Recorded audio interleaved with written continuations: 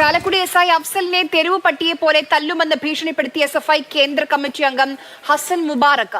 ചാലക്കുടിയിൽ ഡിവൈഎഫ്ഐ നേതാവ് ജീപ്പ് തകർത്തതിന് പിന്നാലെ പോലീസ് ലാത്തി വീശിയിരുന്നു. MS ലിഷോയ്, എന്താണ് ഈ സംഭവമൊക്കെ? അതായത് ഇന്നലെ നടന്ന സംഭവത്തിന്റെ തുടർച്ച തന്നെയാണ്. ഇന്നിപ്പോൾ SI അഫ്സലിന്റെ ഗുണ്ടായിസം അവസാനിപ്പിക്കുക, പോലീസ് നരനായാട്ടിൽ പ്രതിഷേധിക്കുക എന്ന് ഉൾപ്പെടെയുള്ള വിഷയങ്ങൾ ഉയർത്തിപ്പിടിച്ചുകൊണ്ട് ചാലക്കുടിയിൽ വലിയ രീതിയിലുള്ള ഒരു പ്രതിഷേധ പ്രകടനം SFI പ്രവർത്തകർ നടത്തിയിരുന്നു. ഈ പ്രകടനത്തിലാണ് ഇത്തരത്തിലൊരു പരാമർശം ഉണ്ടായിരിക്കുന്നത്. ഈ പ്രകടനത്തിൽ പ്രധാനമായും സംസാരിച്ചത് SFIയുടെ കേന്ദ്ര കമ്മിറ്റി അംഗം ഹസൻ മുബാറക്കാണ്.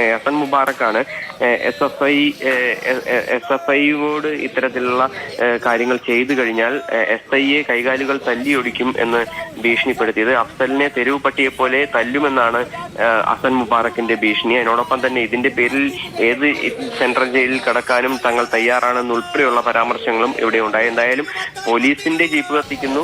ആ ജീപ്പ് കത്തിച്ചതിന് പോലീസ് ആക്ട് ചെയ്യുമ്പോൾ ആ പോലീസിനെ തന്നെ തല്ലുമെന്ന് വീണ്ടും പരസ്യമായി വിമർശിക്കുന്നു. ഇത് എല്ലാം തന്നെ വളരെ ഗുരുതരമായ ഒരു കാര്യം തന്നെയാണ്. കാരണം ഇത്തരത്തിൽ പ്രതിഷേധിക്കാൻ എല്ലാവർക്കും അവകാശമുണ്ട്. പക്ഷേ ഒരു കുറ്റകൃത്യം ചെയ്തിട്ട് പിന്നെ വീണ്ടും അതിൽ ന്യായീകരിച്ചുകൊണ്ടുള്ള പ്രതിഷേധ പ്രകടനമാണ് ഇവിടെ നടക്കുന്നത്.